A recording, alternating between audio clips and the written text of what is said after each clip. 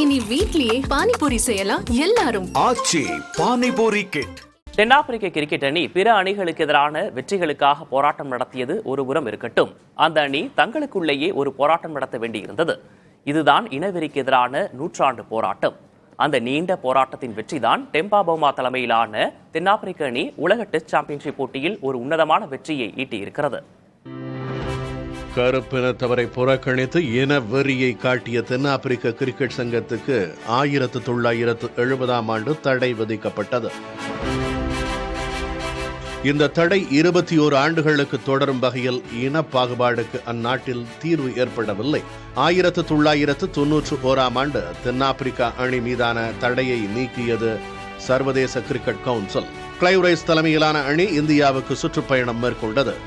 ஆனாலும் கருப்பின வீரர்களுக்கு அணியில் கிடைப்பது அவ்வளவு எளிதானதாக இருக்கவில்லை. 1992ஆம் ஆண்டு நடைபெற்ற உலகக்கோப்பையில் பங்கேற்ற தென்னாப்பிரிக்க அணி மழை காரணமாக அரையிறுதியுடன் வெளியேற வேண்டியிருந்தது. இப்படி எழ்முனையில் அந்த அணி தவறவிட்ட முக்கியமான போட்டிகள் பல.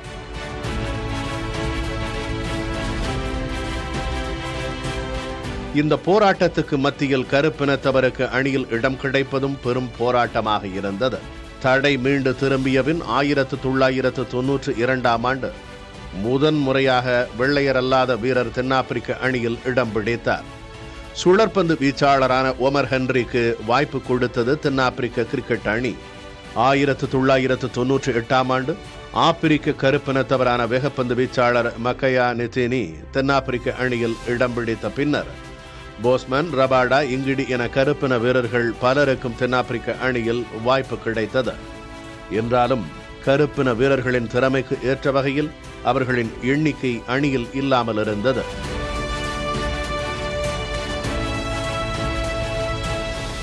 இதன் பின்னர் தென்னாப்பிரிக்க கிரிக்கெட் வாரியம் இடஒதுக்கீட்டு முறையை கொண்டு வந்தது.